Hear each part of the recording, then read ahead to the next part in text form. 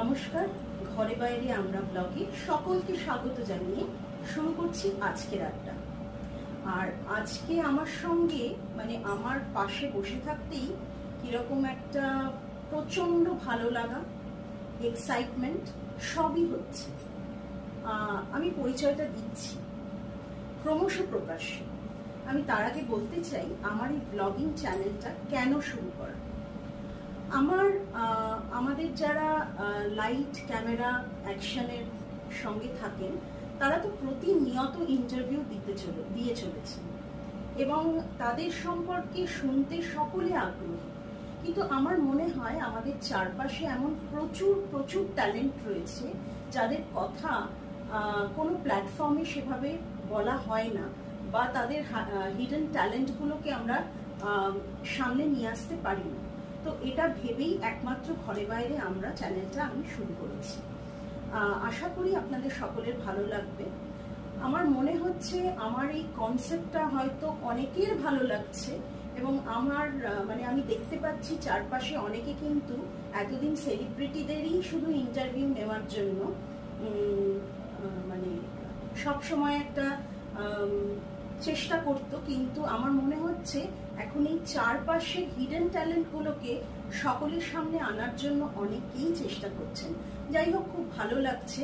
তার আমার এই কনসেপ্টটা সকলের কাছে খুব ভালো লাগছে, তাই জন্যই তারা এইভাবে ভাবতে পারছেন। আজকে আমার পাশে যে আছে তার নাম শ্রীমতী বলবো না, আমার থেকে অনেক ছোট, বসুধা বাসু। বসুধা কে? বাবা আমার পরিচয় দিতেই ভয় করছে। ন্যাশনাল স্কলার আমার পাশে বসে আছে। National scholar Basudha Basu. ও কিন্তু আশুতোষ কলেজের প্রফেসর এবং ওর এই ট্যালেন্টগুলো ছাড়া, এটা তো ওর প্রফেশনাল ট্যালেন্ট, এছাড়াও ওর আরো কিছু প্রফেশনাল ট্যালেন্ট আছে যেটা আপনারা হয়তো ভাবতেই পারবেন না। ওটা আবার প্রফেসরের সঙ্গে ওই ট্যালেন্টটাকে কেউ ভাবতেই পারে না। প্রফেসর আবার এইরকম প্রফেশনে আছে, হ্যাঁ আছে, সত্যিই আছে। সেটা হচ্ছে ও মডেলিংও করে, মডেলিং এর সঙ্গেও ও যুক্ত। আমরা ওর সমস্ত কিছু, ওর খুঁটিনাটি সমস্ত কিছু ওর মুখ থেকেই শুনবো। নমস্কার বসুধা। নমস্কার। ফার্স্টেই বলবো শ্রীরূপা ম্যামকে থ্যাংক ইউ সো মাচ। আমাদের মতন এমন অনেক মহিলারা আছে যারা হয়তো নিজ ক্ষেত্রে প্রতিষ্ঠিত, ম্যাম নিজেও নিজ ক্ষেত্রে প্রতিষ্ঠিত, আর মারাত্মক রকমের চ্যালেঞ্জেস আমাদের আসার কিছুক্ষণ পরে বিহাইন্ড দ্য ক্যামেরা আমাদের কথোপকথন হচ্ছিল, তো আমি এনরিচড ম্যামের পাশে বসে। না ওরকম কিছু নয়, কোনো একটা সময় ছিলাম, তারপরে এই সন্তান কেটেই বলছি কোনো একটা ছিলাম বলে হয় না। যা কিছু আমরা নিয়েই কিছুটা জিনগত হয়, আর যেটা বাহ্যিকভাবে আমরা অ্যাডাপ্টেড করেছি সেটাও ম্যামের সবকিছু, কথা বলা থেকে আপন করে নেওয়া, শব্দ চয়ন, এটা সবকিছুর মধ্যেই বোঝা যায় যে ম্যাম কতটা ট্যালেন্টেড বোঝা যায়। শব্দ চয়ন, ব্যবহার সবকিছুর মধ্যে দিয়ে। আর তোমার জন্য ভাবনা চিন্তা আমি কিছু বিহাইন্ড দ্য ক্যামেরা বা যারা লাইমলাইটের বাইরে আছে তাদেরকেও ক্যামেরার সামনে আনবো, এটা কতজন ভেবেছেন এখন অবধি, তাই না? ম্যাম ভেবেছেন। হ্যাঁ, আমি অনেকদিন ধরেই ভাবছিলাম যে আমাকে কিছু একটা করতে হবে এবং সবার জন্য করতে হবে। আমি সবাইকে নিয়ে চলতে এবং থাকতে পছন্দ করি, ভীষণ ভালোবাসি ইনফ্যাক্ট। তো যাই হোক, বসুধার কাছ থেকে আমরা আজকে বসুধার ছোটবেলাটা জানবো, কিন্তু তার আগে জানবো বসুধার ব্যাগে এমন কোন তিনটে জিনিস না থাকলে বসুধাকে কিছুতেই বাইরে বার করা যাবে না। কোন তিন? আমি দেখাতে পারি। একটা হচ্ছে কি ফ্যানটা, আমার চাইনিজ ফ্যান, আমার বাড়িতে প্রচুর আছে। আচ্ছা, এই ফ্যানটা যেহেতু ও দেখালো, সেই জন্য আমি এই ফ্যানটার সম্পর্কে আমাকে বলতেই হবে। আমি যখন গাড়ি থেকে নামছি আমি দেখলাম যে উল্টো দিক থেকে বসুধা হেঁটে আসছে এবং কনস্ট্যান্ট হাতে পাখাটা ঘোরাতে আসছে। ওর হালকা মেকআপ তো করেছে অবশ্যই, প্রচুর মেকআপ করেছে। আমি বাদুড়ের মতন দেখতে, আমাকে ভালো লাগতো না, কারণ ও ক্যামেরার সামনে আসবে বলে মেকআপ তো করতেই হবে। মেয়ে হয়েছি তো সাজতেই হবে। আর শাড়ি পরেছি, সবচেয়ে বড় কথা। আমি কলেজে গেলে কেউ চিনতেই পারবে না যে আমি বসুধা, আমি কলেজে যাচ্ছি। তো যাই হোক, সেই পাখাটাও ঘোরাতে আসছে এবং বলে না যে শুধু বড়দের কাছ থেকে না, ছোটদের কাছ থেকেও অনেক কিছু শেখার আছে। এই যে ম্যাম এই কথাটা বললেন, এটাই মানসিকতার পরিচয় দেয়। একটা বড় মানুষের, একটা বড় মনের মানুষ না সবার কাছ থেকে শিখতে হবে। যে ম্যাম বললেন না যে আমি ছোটর কাছ থেকেও, মানে বয়সে ছোট একজন মানুষের কাছ থেকেও শিখছি, এটাই বড় মনের একটা পরিচয়। ভীষণ ভালো লাগলো ওর এই ইনোভেটিভ আইডিয়াটা, যে মেকআপটা যেন বলে না যায়, ও কিন্তু পাখা কনস্ট্যান্ট হাওয়া করতে করতে এলো, মানে অসাধারণ ইনোভেশন। হ্যাঁ, মানে সাংঘাতিক ইনোভেটিভ, যার পাশে আমি আজকে বসে আছি। তো আমাকে আমি কিনি, মানে আমার সবসময় গরম লাগে, আমার এমনিতে মাথা গরম, একটু এদিক ওদিক হলেই 19-20 হলেই আমার মাথা গরম হয়ে যায়, তো আমার ফ্যান সবসময় থাকে। আর একটা হচ্ছে স্যানিটাইজার, আমি ভীষণ পিটপিটে টাইপ মানুষ। আরো একটা জিনিস থাকে, সেটা হচ্ছে প্রচুর মেডিসিন থাকে। আজকে নেই, কালকে একদম বাড়ির কাছে আমার শুটিং চার্জে পড়েছে। আর একটা থাকে হচ্ছে কি ওয়াইপস, টিস্যু, মানে ভীষণ ঘামাই, আমি টেনশন করি তো ভীষণ, রেগে যাই চট করে, এই সব দরকার আমার। তো যাই হোক, ভীষণ ভালো লাগছে যে বসুধার ব্যাগ থেকে এরকম কত আরো ইনোভেটিভ জিনিস বেরোবে হয়তো, কিন্তু আমাদের কাছে অতটা সময় নেই। যাই হোক, ও 3টে ইম্পর্টেন্ট জিনিস বার করে দেখিয়েছে এবং বুঝতে পারলাম কোন 3টে জিনিস ছাড়া ওর বেরোনোটা অসম্ভব। তো এবার আমরা চলে যাব একদম বসুধার ছোটবেলায়। তোমার ছোটবেলাটা যদি তুমি শেয়ার করো আমার এক্সটেন্ডেড ফ্যামিলির সাথে।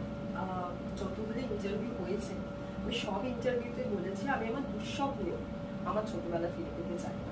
আচ্ছা, আমি ভীষণ শিক্ষিত পরিবারে জন্মেছি, যেখানে মানে অধ্যাপিকা নিয়ে, আমি একমাত্র আমার পরিবারের অধ্যাপিকা, স্কুল টিচার ছিল, অ্যাডভোকেটস ছিল, ভীষণ শিক্ষিত, কিন্তু তাদের সবারই কাছে যেটা অ্যাকসেপ্টেড ছিল না আমার মেয়ে জন্মানো। তো আমি ছোটবেলা থেকে এটা দেখেছি যে ও মেয়ে, তো ওকে একটা যে কোনো স্কুলে পড়ালেই হবে, আমার জন্য অতটা টাকা ইনভেস্টমেন্ট না করলেও হবে। এটা দেখে বড় হতে হতে আমি এটাও বুঝেছি যে আমাকে পড়াশোনাটা করতে হবে খুব ভালো করে। ইভেন পড়াশোনা করতে করতে আমার মায়ের খুব ইচ্ছা ছিল যে আমি নাচ শিখি, মা মমতা শঙ্কর ডান্স ব্যালেন্সে আমাকে ভর্তি করা। তখন যেন আরো প্রতিবন্ধকতা বেড়ে গেল, কারণ কি সবার মনে হলো যারা নাচ করে, যারা গান করে, যারা কোনো রকম কারিকুলাম করে, তারা হয়তো পড়াশোনা অতটা ভালো হয় না। তো এটাও আমার কাছে একটা চ্যালেঞ্জ হয়ে গেল। আমি সায়েন্স নিয়ে না, ক্লাস 10-এ স্টার নিয়ে পাশ করি লেটার সঙ্গে। তারপরে আমি সায়েন্স নিয়ে অ্যাডমিশন নিই, সায়েন্সের পরে তারপরে আমি জুওলজি অনার্স নিয়ে অ্যাডমিশন নিই। 3টে বছর পর পর আমি ফার্স্ট ক্লাস পাই। Great, must say great. Calcutta ইউনিভার্সিটির আন্ডারে আমি এমএসসি করার সুযোগ পাই, সেখানেও পরপর 2 বছর আমি ফার্স্ট ক্লাস পাই। ন্যাশনাল স্কলার পাই, যেটা আমার 2 বছর কন্টিনিউ ছিল। তারপরে 3টে কলেজে আমি তখন গেস্ট লেকচারারশিপের চান্স পাই। সঙ্গে আমি সেলিম আলী অর্নিথোলজি, সেখানে ফার্স্ট আমার পিএইচডির চান্সটা পাই। কিন্তু তখনই আমার টার্নিং পয়েন্ট 2016-তে আমার রোড অ্যাক্সিডেন্ট। মাই গড। তারপর এই রোড অ্যাক্সিডেন্টে আমার ডান পায়ের লিটল টো ওয়াজ ডিট্যাচড। শুধু ডিট্যাচ না, আমার প্যারাইটালও ভীষণ বাজেভাবে ইনজুরি হয়। আমার পায়ে সেলাই করে যখন আঙুলটা লাগানো হয়, ঠিক তার পরের দিনই দেখা গেল যে ইনফেকশন হয়ে গেছে। এবার এই ইনফেকশনের পরেরটা হচ্ছে গিয়ে অ্যাম্পিউটেশন হয়ে যায়। বেশিরভাগ ক্ষেত্রে যদি কারোর এরকম ইনফেকশন হয়, অ্যাম্পিউটেশনই পরের স্টেজ হয়। আই ওয়াজ লাকি, আমার ডাক্তার ভালো ছিল। এই সময় পুরো পিরিয়ডটাতে আমি একজনের জীবনী থেকে অনুপ্রাণিত হয়েছি, সেটা হচ্ছে Sudha Chandran. Because I was preparing, যদি আমার পা কাটা যায় তারপরে জীবনটা কি হবে, থেমে তো থাকতে পারবো না, ঘুরে দাঁড়াতেই হবে। আমার জন্য আজকে আমার জন্য কেউ হয়তো এসে বলবে কি হলো এর জীবনটা, 2 দিন খাবার দেবে, তারপরের দিনটা আমার কি হবে। এই সময় আমার টার্নিং পয়েন্টটা হচ্ছে 2016 অবধি। তার আগে অবধি আমি জানতাম যে আমি অতটা সুন্দর না, অতটা ক্যামেরা ফ্রেন্ডলি না। আমার মধ্যে মডেল হওয়ার যা গুণাবলী আছে আমার মধ্যে একটাও না। আমি 5 ফুটের, আমার বডি ফিচার্স ওরকম একদম লিন আমি কখনোই ছিলাম না। যখন অ্যাক্সিডেন্টের ট্রিটমেন্ট হলো, স্টেরয়েড মেডিসিন নেওয়ার পর তো আরো আমার বডিতে তার সাইড এফেক্ট দেখা গেল, যেটা আমি এক্সারসাইজ করি, ডায়েট করি, আমি কোনোভাবে তো নেগোশিয়েট করতে পারবো না। 2টো ফটো আমি কলকাতার নামি দামি প্যাজেন্টে দিই, পিসি চন্দ্রা গোল্ড লাইট স্টিভা। তার সাথে এমটিভি সুপার স্টাইল, যে এমটিভি দেখে আমি ছোটবেলা থেকে বড় হয়েছি, সেখানে পাঠায়। বোকামি ছিল এটা। ওরাও আবার আমাকে বোকামি করে ডেকেও দিয়েছে। I was selected. ও বাবা, আমি লেট কনগ্রাচুলেট করছি তোমাকে। আমার মনে হয় অ্যাক্সিডেন্টটা দরকার ছিল আমার জীবনে আই ওপেনার হিসেবে। কিছু খারাপ জিনিস হয় ভালো হবার জন্য, এটা আমি সবসময়, এটা আমিও মনে করি। এক্স্যাক্টলি। হয়তো সেই মুহূর্তে মনে হয়েছিল যে আমি 3টে মাস বিছানায় পড়ে আছি। এই অর্নিথোলজি, সেলিম আলী অর্নিথোলজি যেটা আমি বললাম সকন, সেই সময় আমি এই সুযোগটাও হারিয়েছি আমার পিএইচডি। আমি ভীষণ কেঁদেছি। যেই বন্ধুদের সাথে হয়তো তার আগে অ্যাকোয়াটিকা গেছি, আমি বিছানায় পড়ে আছি বলে তাদের দেখানি। এক্ষেত্রে আরো একটা বলবো, যার সাথে আমার সেই সময় প্রেম ছিল তারও মনে হয়েছে এর তো আর কোনো গতি নেই, সে ব্রেকআপ করে। এবার তারপর আমি বুঝতে পারলাম যে এগুলো সব দরকার ছিল, সব। আমার ছোটবেলা থেকে এখন একটা সময় চোখের জল ফেলতাম, এখন মনে হয় কি এগুলো সব ভালো হওয়ার জন্যই এই বাধাগুলো দরকার হচ্ছিল। না হলে আজকে তুমি এই বসুধা বাসুটা হতে পারতেন না। আমাকে হয়তো কেউ চিনতই না, আমি ভালো মানুষদের সাথে হয়তো দেখা করতে পারতাম না, যারা ভীষণ ভালো মানুষ, যাদের সাথে কথা বললে মনে হয় যে আমার দিনটা ভালো কাটে। যাই হোক, খুব ভালো লাগলো, মানে ভেরি ভেরি ইন্সপায়ারিং। আমি আশা করব যে আমার এক্সটেন্ডেড ফ্যামিলি, আমার ভিউয়াররা বসুধার কথায় প্রত্যেকটা শব্দে তোমরা সবাই ইন্সপায়ার হবে। যাই হোক, আমাদের কনভারসেশনটা যদি তোমাদের ভালো লাগে, কনভারসেশন চলছে, কনভারসেশন চলবে। যদি ভালো লাগে প্লিজ চ্যানেলটা লাইক করো, কমেন্ট করো, শেয়ার করো, পারলে সাবস্ক্রাইব করো, আমাদের ভালো লাগবে। এরপর আমি চলে যাব যেটাতে, সেটা হচ্ছে বসুধার যেহেতু এখনো ও মানে যথেষ্ট কম বয়স এবং ও একটা কলেজের প্রফেসর, আমি ওর কাছ থেকে জানবো এই প্রফেশনাল অভিজ্ঞতাটা ওর কেমন। মানে এত কম বয়সে তুমি এত ভালো একটা পজিশন নিজের জীবনে হোল্ড করছো, তোমার স্টুডেন্টদের সাথে তোমার কেমন জেলিং হয়, মানে এগুলো জানবো। স্টুডেন্টরা আমাকে ভয় পায়, যখন হাসি তখন ওরা মজা পায়, কিন্তু ভয়ই পায় না। ভয় পেলে ওরাও ক্লাস করবে না। মানে রীতিমতো আমার যারা কলিগ আছেন তারা আমাকে ডেকে নিয়ে যায় যে চলো বসুধা দি, এদেরকে একটু বকে দেবে, চলো বসুধা, মানে যিনি আমার প্রফেসর ছিলেন তিনিও বলেন এই চলো বসুধা, এদেরকে একটু বকে দেবেন। সব রকম ভাবে, যেমন ভাবে আমি আমার স্টুডেন্টদেরকে ছানা বলি, যেভাবে আমি আমার নিজের বাচ্চা হলে হয়তো বকতাম, আদর করতাম, তাদের সাথে আমার সেই সম্পর্ক। কেন কি ওদেরকে ছাড়া আমার এক্সিস্টেন্সই নেই। আমার প্রথম পরিচয় হচ্ছে গিয়ে আমি অধ্যাপিকা, আমার ফার্স্ট প্রফেশনটাই ওটা। আমি না পড়াতে পারলে, আমি জানি না যে আমি কি করতে পারতাম, বাট পড়ানোটাই আমার মেন। তার সাথে যখন মডেলিংটা অ্যাটাচ হলো, আমাকে অনেক ধরনের কথা শুনতে হচ্ছে, প্রচুর। সেটাও আমি তখন হয়তো কেঁদেছি। আমার মনে হয়েছে যে সত্যি কি আমি ভুল পথে আছি, কেন কি আমার মাও একটা সময় বলছিল যে তুই অধ্যাপিকা, কলেজে পড়াচ্ছিস, স্টুডেন্টরা কিভাবে নেবে। মা প্রশ্ন করেছে, বাইরে প্রশ্ন করছে, আমার মনে হচ্ছে কি আমি কি ভুল, বাকিরা সবাই কি ঠিক। কিন্তু আস্তে আস্তে যখন পেপারে আমার ইন্টারভিউ বেরোচ্ছে, আকাশবাণীতে ইন্টারভিউ বেরোচ্ছে, দেখছি স্টুডেন্টরা ফার্স্ট যারা এগুলো শেয়ার করছে, যারা আমাকে বলছে ম্যাম আমরা দেখেছি, আপনাকে চিনি। আমার মনে হচ্ছে এরা তো খারাপ কিছু বলছে না, এরা তো অ্যাপ্রিসিয়েট করছে। আর কিছু মানুষ খারাপ বলবে না, ওটা কিছু মানুষের মেন্টাল ব্লকে যাচ্ছে। আচ্ছা, আমাকে বলবে যে আমি জেনারেলি অন্য সেগমেন্টগুলোতে মাতৃত্ব নিয়ে জিজ্ঞাসা করি, আমি আজকে তোমার কাছ থেকে জানতে চাই তোমার জীবনে তোমার মায়ের ভূমিকা কতটা।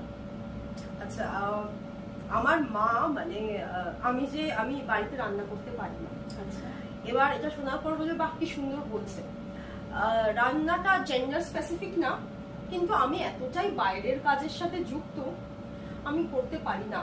আর আমার মাকে মনে হয় পৃথিবীর সব ছানারই মনে হয় যে মায়ের হাতের রান্না হচ্ছে বেস্ট রেস্টুরেন্টের রান্না। এক্স্যাক্টলি। আমি যখনই বাইরে বেরোই আমার মনে হয় আমি ঘরে ফিরে মাকেই চাই। আমার মা কোনোদিনও আজ পর্যন্ত না প্রতিবাদ করতে পারে।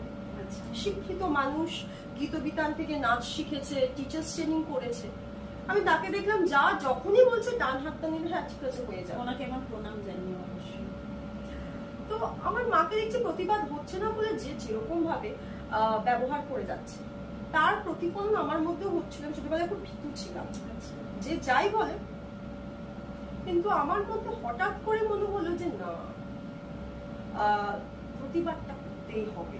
যেটা আমার মায়ের জন্য খারাপ হচ্ছে, আমার জন্য খারাপ হচ্ছে, কেন কি অন্যায় সহ্য করাটা না কোনো বাহবার কথা না। আমাকে অন্যায়ের বিরুদ্ধে বলতে হবে, নাহলে আমার শিক্ষিত হওয়ারও কোনো মানে হচ্ছে না। নিজের পরিবার থেকেই ফার্স্ট এটা শুরু হয়। আর আমি আমার মায়ের থেকে যেটা শিখি সেটা হচ্ছে আমার ভীষণ ধৈর্য। আমার সেই ধৈর্য নেই, একদমই নেই। আমার মা চুপচাপ অনেক কিছু অ্যাডজাস্ট করতে পারে, আমি একদম পারি না। ওই জন্যই মা মা, আমি না। তোমার কি মনে হয় যে আজকে তুমি যতটা মানে এসেছো, বা তুমি আমায় বললে যে তোমার যৌথ পরিবারে বোধহয় তুমি বড় হয়েছো, তাই তো? ইনিশিয়ালি বড় হয়েছিলাম, কিন্তু আমার বাবার যেহেতু ইনকামটা সেই মুহূর্তে কম ছিল, আমাদেরকে বলা হলো যে আলাদা হয়ে যেতে। কারণ কি আমার মাকে আমি দেখেছি সব সময় সব জায়গায় আমার মাকে নিয়ে একটু বেশি কাজ করতে হতো। ধরুন সবাই একটা গেট টুগেদার আছে, একটু খাবারটা দিয়ে দিত। আচ্ছা, আমার মা কেন সেই আনন্দ মজা থেকে উঠে আসবে। আমার মাও তো গেছে, হয়তো আমার মায়ের একটা গয়না কম আছে, তার না ফটো তুলছে। আমার মা ভীষণ অ্যাডজাস্ট করে। আমার মা একান্তে চোখে জল ফেলতে ভালোবাসে, আমি কিন্তু সেরকম না। আজকে আমার তুমি কিন্তু আমার মানে আমি যেটুকু বুঝতে পারছি তুমি আরো ওরকম নয়, কারণ তুমি মাকে ওই কষ্টটা করতে দেখেছো, তাই তোমার মনে হয়েছে না আমি ওরকম হব না। নিজেকে কষ্টে রাখলে সেটা যে খুব বাহবার ব্যাপার সেটা না। একদম। আর আমি না কাউকে না জীবনে সন্তুষ্ট রাখতে পারবো না, কাউকে না। আজকে যদি আপনাকে ধরুন 10% যদি আমি সন্তুষ্ট করলাম, আপনি কালকে আমার থেকে 20% চাইবে যে কেন বসুধা তুমি এটা করলে না। আমি করতে পারবো? একদম না। আমার মা হয়তো এটা করতে গেছে, এটা আমি এই জন্য মার সাথে আমার ভীষণ ঝামেলাচাটিও হয়েছে। কেন? কিন্তু ওই মানুষটা ছাড়া মানে কি বলবো, আমি কিছু না। আর ওই মানুষটার জন্য আমি যে কোনো জিনিসের সাথে মানে লড়ে যেতে পারি। আজকে মানে আমার মাকে কিছু বললে আমি হয়তো দ্য ফার্স্ট ওয়ান যেহেতু কি বলবোই বলবো। মানে অ্যানিমালের যদি ফিমেল ভার্সন হতো, অ্যানিমাল সিনেমাটা, ওটা আমি হতাম, আমি জানি। বাহ, দারুণ, খুব ভালো বললে। আচ্ছা আমাকে বলো তো যে যেহেতু তুমি একটা সময় যৌথ পরিবারে থেকেছো, বা পরবর্তীকালে সেখান থেকে বেরিয়ে তুমি আর তোমার মা সার্ভাইভ করেছো, তো এই যে এত লোকজন বলে যে নিউক্লিয়ার ফ্যামিলি ভালো নয়, হ্যাঁ অবশ্যই নিউক্লিয়ার ফ্যামিলিরও কিছু পজিটিভ কিছু নেগেটিভ আছে, কিন্তু তুমি আজকের ডেটে, আজকের বসুধা বাসুকে আমি জিজ্ঞাসা করছি যে তুমি আমাকে বলো যে নিউক্লিয়ার ফ্যামিলি বা ধরো জয়েন্ট ফ্যামিলি, মানে যৌথ পরিবার নাকি মানে যারা 3 জন থাকে এরকম পরিবার, মানে তুমি আজকের ডেটে কোনটাকে সাপোর্ট করবে এবং কেন সাপোর্ট করবে? আমি একটা কথা বলি, অনেকে আমাকে আর মাকে দেখে বলে বেশ ভালোই তো আছিস মা মেয়ে মিলে। আমার মায়ের যখন শরীর খারাপ হয় না, আমি জানি পুরো জিনিসটাকে আমার মাথার উপর দিকে যায়। যখন এখনো কোনো প্রবলেম হয়, এখন আমি একা হ্যান্ডেল করতে শিখে গেছি। আমার কিছু অ্যাসোসিয়েশন হয়েছে যেখান থেকে আমি একা কিভাবে হ্যান্ডেল করতে হয়, কিন্তু আমাকে আমার মাকে অনেকটা লড়াই করে আসতে হয়। জয়েন্ট ফ্যামিলিতে যেটা হয় সেটা হচ্ছে গিয়ে হয়তো একে অন্যকে সাহায্য করাও হয়, আবার যার একটু টাকা বেশি তার মতামত অনুসারে একটু চলতে হবে। আমার ফ্যামিলিতে বেশি টাকা দিচ্ছি, সেটা আমি যদি বলি নাও বলি সেটা হবে। কারণ কি আমি নিজের একটা এক্সপিরিয়েন্স থেকে বলছি, অনেকের মনে হয়েছে আমার আত্মীয়র মধ্যে যে বসুধা কেন আমাদের নামগুলো বলছে না, যে এর কৃতিত্বের পেছনে আমাদেরও আর্থিক সহযোগ ছিল। তাদের হয়তো আর্থিক সহযোগ ছিল, কিন্তু আমার মা তাদের অনুষ্ঠানে গিয়ে কাজে হেল্প করে সেই সহযোগের না পূরণ করে দিয়েছে। তো আমি তোমার সাথে সহমত, এটা আমি দেখেছি। আর আমি একটু বাস্তববাদী। আর সবচেয়ে বড় কথা, আমি কারোর ভ্যালিডেশন যে কেউ আমাকে বলবে বাহ বসুধা খুব ভালো, আমি এটা অপেক্ষাই করি। বিকজ আমার পেটে ব্যথা হলে সেটা আমারই পেটের ব্যথা, বাইরের জন আহাউহু করে চলে যাবে, কিন্তু সেই ব্যথাটা আমাকেই ফিল করছে। তো আমি মাকে দেখেছি। এখন মা কিন্তু কারোর বাড়িতে গিয়ে সেই কাজটা করে না, কারোর সাহসী নেই তাকে সেটা বলার কারণটাই হচ্ছে কি সবকিছু থেকেই বোঝা যায় যে আমি কিন্তু আর সেই জায়গায় পড়ি না যে তুমি আমাকে বলবে জলটা দে তো, ভাতটা বেড়ে দাও তো, আমার বাড়ির লোক এসছে পিসিমণি তুমি একটু গিয়ে খাবারটা দিয়ে দাও তো, এটা কেউ বলার জায়গায় রাখে না। মা হয়তো বলবে না, আমি কে বলে দেবো, সেটা দরকার পড়ে। আর মায়েরও একটা পরিচয় হয়েছে, মা এখন বলে আমি কিন্তু সবাই চিনতে পারছি বসুধার মা বলে, তো কেউ আর সাহস পাচ্ছে না। বাহ, দারুণ, গ্রেট। মানে আমার এই এপিসোডটা বোধহয় মাদার্স ডেতে করা উচিত ছিল। তো যাই হোক, বসুধা আমাকে বলো যে বন্ধু বান্ধব সকলের থাকে, ঠিক আছে? তুমি কি এই বন্ধু বান্ধব শব্দটায় বিশ্বাস করো? বন্ধু বান্ধবে আমি বিশ্বাস করি। আমি এটাও মনে করি যে আমি যেটা জীবনে পাইনি সেটা অন্য কেউ পেলে সেটা খারাপ, এটাও আমি মানি না। বন্ধু বান্ধব আমার জীবনে কম। আমার বাবা একটা কথা বলেছিল, সেটা আমার এখনো মনে আছে, যাদের পরীক্ষা হলে খাতায় কপি করার দরকার পড়ে তাদের একটু বন্ধু বেশি থাকে। আমার সেটা সুযোগ হয়নি। যখন আমার অ্যাক্সিডেন্ট হয়েছে আমি দেখেছি যাদের সাথে আমি অ্যাকোয়াটিকা ঘুরতে গেছি তারা একটা ফোনও করেনি। এইটা তোমার কাছ থেকে শুনবো বলেই আমি জিজ্ঞাসা করেছি, কারণ সত্যি কেউ অসময়ে পাশে থাকে না। তার সাথে আরো একটা কথা বলবো, অনেক সময় বন্ধুরাই হয় যারা না মজার ছলে অপমান করে দিয়ে চলে গেল, আমরা বুঝতেও পারি না। আমরা বলবো যে এই তো মজা নিতেই পারে না, কিন্তু ওটা না মজা ছিল না, ওটা অপমানই ছিল। এক্স্যাক্টলি। এই জিনিসগুলো এবার কেউ বলবে হয়তো আমি মিশতেই পারি না, ভালো, আমি মিশতে পারি না, আমি আমার সেলফ রেসপেক্টটা জানি, এটা দরকার। বসুধা, বিয়ের কথা কি ভাবছি? দাদা বিয়ের কথা আছে না, আপাতত নেই। হয়নি এটা আমি বলবো না। আমি যেমন বললাম অ্যাক্সিডেন্টের সময় হয়েছে, মানে অ্যাক্সিডেন্টের পরেও একজন জীবনে এসেছিল, আমার মনে হয়েছিল সে ভীষণ ভালো মানুষ, কিন্তু পরে দেখছিলাম যে সে হচ্ছে সাপের মতো আমাকে মাপছিল কতক্ষণে আমাকে খাবে। এই খাবার কথাটাতে বলার পরে কেউ আবার খারাপ ভাবে নেবেন না। এটা হচ্ছে গিয়ে আমার এফডি কটা আছে, আমার অ্যাকাউন্টে টাকা কত আছে সেটা কাউন্ট করছি।